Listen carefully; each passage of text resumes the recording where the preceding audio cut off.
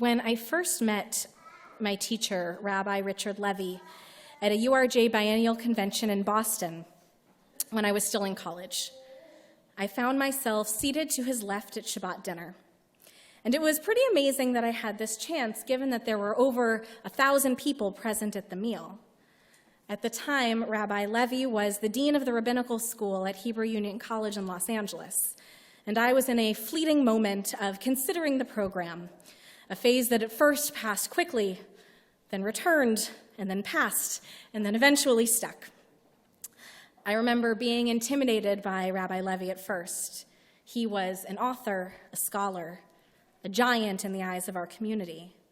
And as we sat down to eat, I worried, how could a pisher like me hold up my end of a Shabbat dinner conversation with an intellect like him? But of course, the evening passed pleasantly and delightfully. Rabbi Levy's twinkling eyes and easy laugh put me at ease. He skipped the small talk and asked thoughtful questions, then actually seemed to listen to the answers. I next saw him 3 years later when I had finally decided to apply to rabbinical school. He sat to my left and directed the interview that would determine the course of my adult life. And I was astounded to find out over introductions that he remembered our dinner and our easy conversation. As I sat in that room, terrified of whether or not this committee would find me worthy of a rabbinic career, I took comfort and confidence in learning that he had remembered me. Knowing this helped me to sit up a little bit straighter and feel like maybe I wasn't such a little pisher after all, and that maybe I belonged here in this room with these giants. And I must have done okay in the interview because, spoiler alert, I was accepted to rabbinical school at Hebrew Union College, where I met my friend Rabbi Becker over here, our first year together in Jerusalem. Do you know we were roommates? No. Right? So Rabbi Levy, I'm sure some of you heard this news, Rabbi Levy died 3 weeks ago at the age of 82. Colleagues and friends shared moving stories, poignant remembrances. Articles were written about his accomplishments, from his famous arrest at a civil rights protest in St. Augustine in 1964, to his presidency of the Central Conference of American Rabbis in the late 90s. He was the proud author of the 1999 Pittsburgh Principles of Reform Judaism and the leader of the Hebrew Union College Rabbinical Program in Los Angeles for many years. His final publication was a translation and commentary of the book of Psalms called Songs Ascending in 2017. This short list just scratches the surface. His accomplishments were far-reaching, diverse, and impressive. But everyone who knew him also shares a story like mine, a story about how he made them feel known and comforted, challenged and capable. While his soul is at peace, those who knew Rabbi Levy feel his absence in our community, in our learning, and in our lives. This week's Torah portion, Chukat, guides the reader through an understanding of death and mourning and loss of leadership. It opens with the explanations of ritual impurities endured by contact with a dead body, resonances of which still linger today if we observe the tradition of hand-washing when leaving a cemetery or entering a house of mourning. It is also in Parshat Chukat that we learn about the death of Miriam, the death of Aaron, and the proclamation that Moses too will die before the Israelites enter the land of Israel. We see the Israelite community mourn these losses, and we also see the next generation take on the mantle of leadership previously held by Aaron and Miriam. One of the most poignant moments in this parsha is between Aaron and his son Eliezer. As we know, the high priest wore special clothing to differentiate himself as he offered sacrifices on behalf of the community. He had a bejeweled breastplate with colored stones symbolizing each of the tribes. He wore fine garments embroidered with purple and scarlet and gold. The book of Leviticus goes into great detail about the colors and materials used to create his clothing. And most notably, on his forehead, he wore a gold band inscribed with the words, Kodesh Ladonai, holy to God. As evidenced by his sacred job in fine clothing, Aaron's role was elevated in the eyes of both the communal and the eternal. Then our parsha describes Aaron's final moments.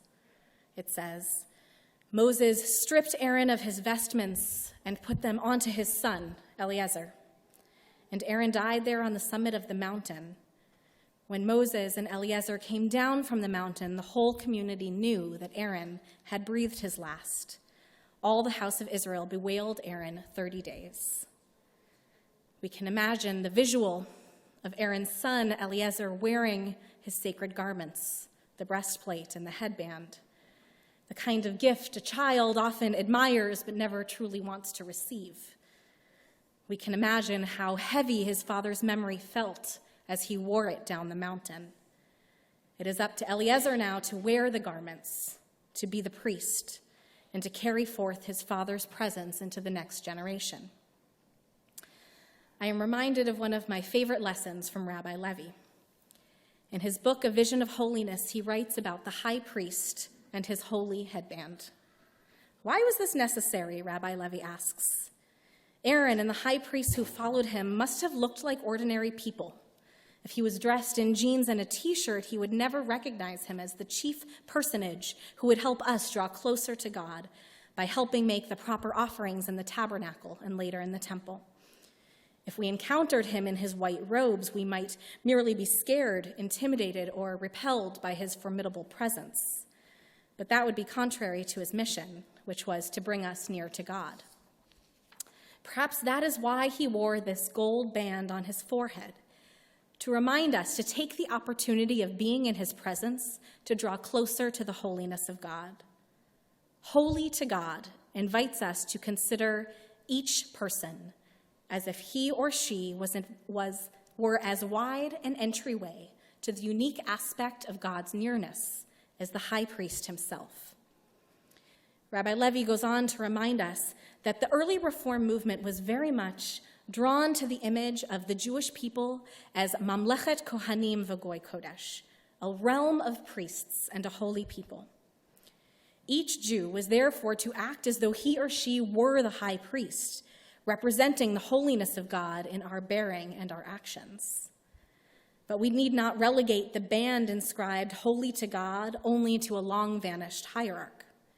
What if we could see those words inscribed on the foreheads of all people, our neighbors and our partners and the people whose purpose in the world seems mainly to be getting in our way? What would that mean? When I first read this, I was so moved by the idea that I printed these black sweatbands for everybody in the family program I was running at the time, and they had the words Kodesh Ladonai printed on them in bright yellow.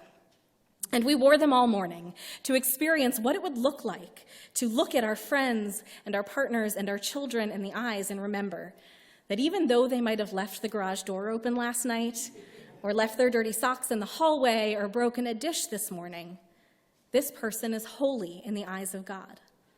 We all are, whether we wear the headband or not. One of Rabbi Levi's most outstanding qualities was that he honestly and authentically practiced what he preached. He made me feel so at ease in that Shabbat dinner and in my interview and in so many moments throughout my time at HUC because he really did see the holiness in each and every person, and that meant something to him. And I wonder if perhaps the twinkle in his eye was the reflection of our own godliness, our own holiness seen through his eyes, shining back at us. I take some comfort here, knowing that I've taught some of Rabbi Levi's Torah to you tonight. I love knowing that some of you might look at your loved ones differently for a moment, imagining the words "Holy to God" emblazoned on their forehead. Or even better, that you might share this lesson with someone who isn't here, giving Rabbi Levi's wisdom even further reach. This way, our teacher can continue to change the way we act in the world, helping us all to see one another the way that God sees us. When we grieve in Jewish tradition, we never just say prayers or light candles. Our mourning is always accompanied by stories. In offering our best memories to one another, we become like Eliezer descending the mountain, wearing our Father's robes. Teaching the lessons of those who have died becomes our purpose too. Their holiness, the unique way that they brought God into the world, the light that shines in our eyes as we tell their stories out loud. Whether or not we are here tonight to say Kaddish and mourn a loved one, we are all remembering someone, most of us, many someones. So in addition to our prayers tonight, let's also make a promise to tell a part of their story, whether it's over Shabbat dinner tonight or Torah study tomorrow morning or a cup of coffee sometime next week. Whose robes are you wearing down the mountain? Whose presence do you keep present throughout your life? Our eyes sparkle with the memory of those we have loved. Their stories are ever on our lips. Their teachings are always in our hearts. And their holiness is present in the work of our hands. Through this, their memories will always be a blessing.